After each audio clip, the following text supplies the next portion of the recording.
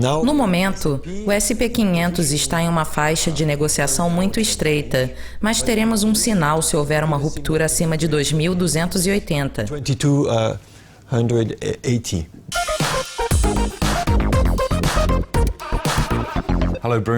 Bruno, bem-vindo de volta ao nosso estúdio. Bom dia, Jack. Há 2 semanas você mencionou uma nova alta para o SP500. O que está acontecendo no momento? O SP500 está enfrentando alguns ventos de proa e temos um potencial topo. Vamos começar analisando o estranho padrão visto nas 2 últimas semanas. Aqui podemos ver um grande gap ascendente e 3 dias de máximas. Em seguida, vimos um gap descendente, formando um padrão conhecido como ilha de reversão. Normalmente, isso é sinal de um topo. E como podemos ver, o SP500 caiu por 2 dias e, em seguida, o padrão falhou e o índice subiu novamente. No momento, o índice subiu para níveis um pouco abaixo de 2.300, mas não consegue romper a marca. Portanto, mais uma vez, o padrão está falhando. Nós precisamos ser cautelosos e monitorar se o índice de volatilidade vai atingir mínimas mais baixas, pois haverá riscos se cairmos abaixo desses níveis. Portanto, o SP500 está enfrentando ventos de proa. E de onde esses ventos de proa estão vindo? Boa pergunta. Normalmente, temos que analisar a proporção entre os setores defensivos, representados pelo XLP, e os setores cíclicos, representados pelo XLY. Quando a proporção está caindo, isso significa que os setores defensivos estão com desempenho superior, o que representa uma certa correção. Isso é o que tem acontecido pelas 2 últimas semanas. O setor defensivo claramente tem tido melhor desempenho do que o cíclico, o que normalmente é um sinal de correção. Que segmento do setor defensivo teve o melhor desempenho? O melhor desempenho foi o do setor de cuidados com a saúde. 2 semanas atrás, o setor subiu acentuadamente e a força relativa se recuperou rapidamente, mas agora está apenas um pouco abaixo do nível de resistência. Portanto, considerando que o impulso está um pouco sobrecomprado, é provável que o movimento seja mais lateral. E qual é a situação do setor de consumo básico? Os bens de consumo básico são outro importante segmento do setor defensivo e seus padrões estão um pouco mais dinâmicos, com máximas e mínimas mais altas. Além disso, a força relativa está se recuperando e isso significa que o mercado está à procura de um porto seguro. O setor tecnológico também está alcançando novas máximas, certo? Sim, na verdade, o setor tecnológico está sustentando todo o mercado. A força relativa diante do SP500 está aumentando e também está registrando máximas e mínimas mais altas. O impulso aqui está quase alcançando a máxima anterior, mas não está registrando máximas mais altas, como no Price Action. Na verdade, o impulso está desacelerando lentamente, e por isso precisamos ficar atentos, pois se esta linha de suporte for rompida, uma correção poderia começar, e o setor tecnológico é o último sustentando o SP.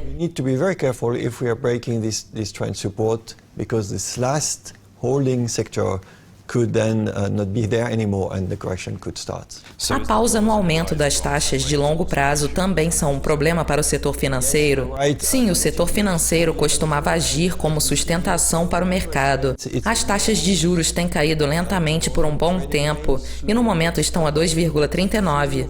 O impulso ainda não está sobrevendido, portanto é possível que as taxas ainda caiam mais um pouco em direção ao nível 2,30. Obviamente, neste caso, o setor financeiro não está sendo muito beneficiado. E desde meados de dezembro, toda vez que uma máxima é alcançada, encontra resistência e temos uma grande vela preta.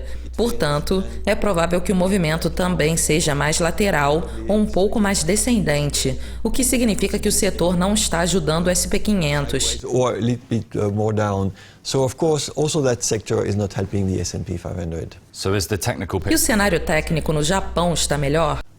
Em todas as áreas geográficas, o ideal seria que a força relativa estivesse aumentando, mas o oposto está acontecendo. A força relativa do Nikkei tem diminuído desde o final de janeiro e ainda estamos em uma longa faixa de negociação. We see the relative strength is coming down and again in the end of January and again now in February. So Here there is no help. It's still in a long trading range and in addition, technically... Além disso, tecnicamente falando, estamos entrando nesta grande nuvem, representada em verde aqui. Isso significa que os preços estavam em tendência ascendente acima da nuvem e que agora provavelmente vão entrar em uma área onde poderia haver consolidação. Portanto, no momento, o sinal é mais corretivo. E a situação é a mesma na Europa? Infelizmente, sim. O Eurostoxx também está prestes a entrar na nuvem e a força relativa diante do S&P 500 está claramente registrando mínimas mais baixas. Então, os mercados emergentes são os únicos com forte tendência de alta?